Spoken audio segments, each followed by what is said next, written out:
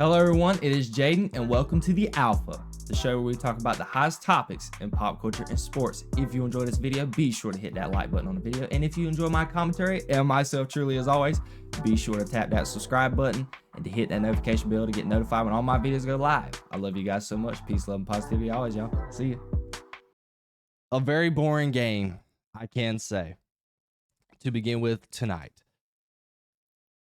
It was a game and a matchup that I really wasn't rooting for in no facet, way, form, or fashion with the Indiana Pacers and the Oklahoma City Thunder. Because in the Thunder series, I was rooting for the Minnesota Timberwolves, and in the Pacers series, I was rooting for the Knicks. So obviously, these are two teams that I did not want to see in the NBA Finals.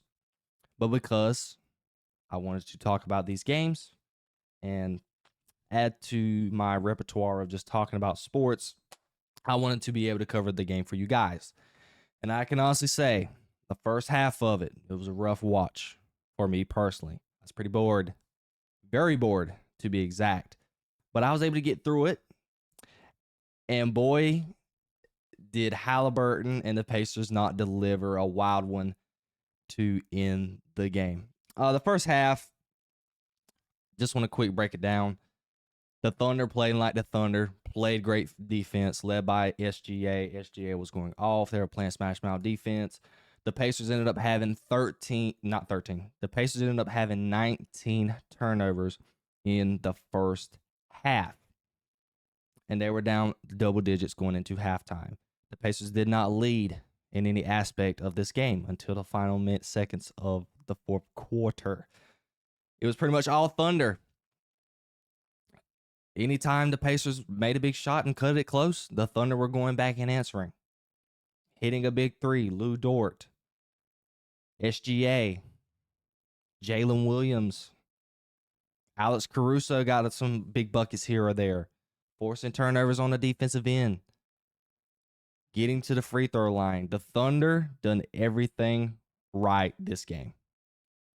And we can look at the Thunder statistically. They didn't shoot the ball very well. They only shot 39.8%. They were 11 of 30 from the 3-point line. They shot 36% from three, 21 of 24 from the free throw line. Very efficient. They shot almost 90% from the free throw line. They got out rebounded by the Indiana Pacers. That's one negative. But they only had 7 turnovers in comparison to the Pacers' 25.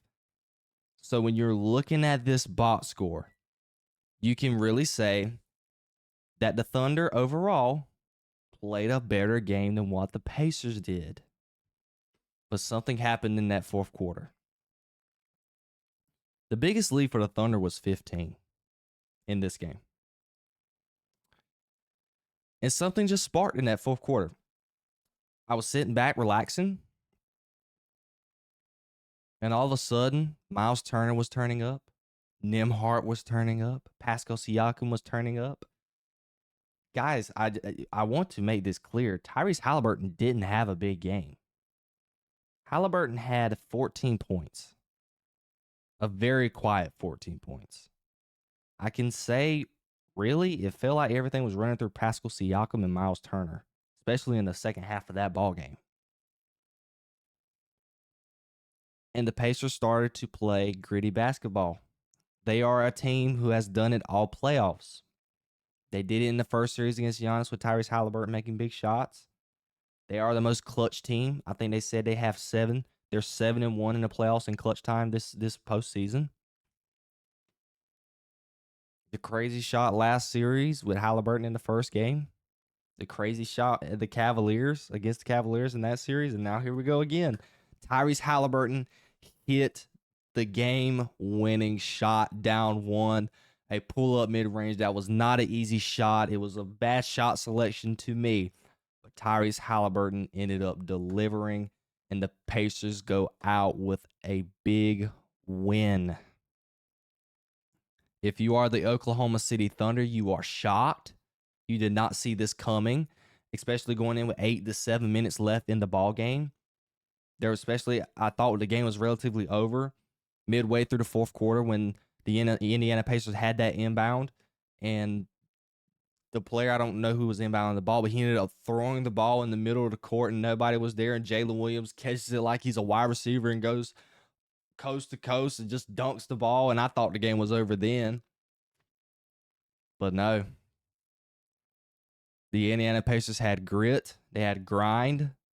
They showed a little bit of the New York Knicks in this game. Miles Turner was with a couple of big threes to get it back. Under 8, under 7. Neesmith crosses up Jalen Williams there at one possession, or it was I think it was Shai Gilgeous-Alexander makes a big pull up 3 off the dribble. Some clutch free throws from Pascal Siakam, even though they got a lane violation there and he was able to shoot an extra one because he missed 2 big free throws there at one point, but he got an extra one because of a lane violation. Neesmith hit a big 3 in the corner. Their 3-point shot making, their shot making period was the reason why they got back in this game because it wasn't like they went to the free throw line. They did not go to the free throw line in that fourth quarter, hardly at all. Altogether, I think, the Pacers only shot 21 free throws in comparison to the Thunder's 24, but still, they shot less free throws, and they didn't shoot relatively a lot of free throws in that fourth quarter. SGA couldn't hit a bucket down the stretch. The Thunder had the last couple of possessions. They were horrible. Went scoreless. Jalen Williams didn't get a good look at the basket. Put up a couple tough layups, tough bricks. SGA the same as well. And he came back to haunt them. They gave the Pacers life, and Halliburton, with the game on the line, 109-110.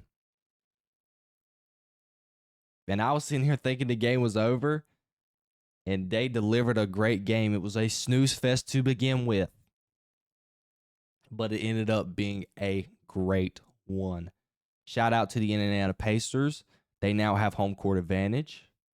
They get a huge win that is much needed against a gritty and grindy Oklahoma City Thunder team, who is the better ball club. And they are heavily favored to win this series. After this loss, you best believe Chet Holmgren, Jalen Williams, Shai Gilgeous-Alexander, Isaiah Hartenstein, the whole crew, they are going to be ready to go in game 2, guns blazing, because this is a disappointing loss. They did not see this coming going into the fourth quarter, halfway through the fourth quarter. As a spectator, as a person who was watching the game as an audience member, I did not even see that coming. In no way, form, or fashion did you even think that the Pacers were even going to have a chance of coming back in this ball game. But they did it. And it is setting up for a great series because me personally, I thought this was going to be over in 5. Because that's how good Oklahoma City has been as a team. They have been dominant. Both ways of the basketball, on offense and defense. But man, did they show up and show out tonight. Sorry. Did they show up and get disappointed tonight? The Pacers are who showed up and showed out tonight. But I do think the Thunder are going to come back and win game 2. And it's going to be 1-1 going into Indianapolis, Indiana. If you're the Pacers, you got life. You got a chance. All odds are stacked against them. Neesmith, everybody's been, Tyrese Halliburton, they've been quoted in the media going into this game. They know the odds are stacked against them. And man, do they have a chance to do something a lot of people did not predict them to get to. Many people had the Pacers losing against the Bucks in round 1. Almost everybody had them losing to Cleveland. Majority of people thought they were going to lose to the Knicks as well. And now they already won game 1 of the NBA Finals. We got to start putting some respect on the Pacers' name. We got to start putting some respect on Tyrese Halliburton's name. Mr. Overrated by his peers.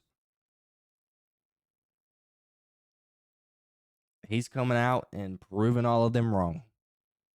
Because if he wins an NBA Finals, I know one organization that is not going to be happy about that, and that is the Sacramento Kings. But we got to start looking at Tyrese Halliburton in a different light. We do. But I really do think SGA and the guys are going to come back and fight, and they are going to be ready to play and are going to be ready to go in game 2. Shout out to the Indiana Pacers on stealing game 1, and I'm looking forward to the rest of the series. Let me know what you guys think down below in the comments. Do you think the Pacers have what it takes to be able to win this series, or do you still think the Thunder are going to end up taking it over? I want to know and hear everything down in the comments below.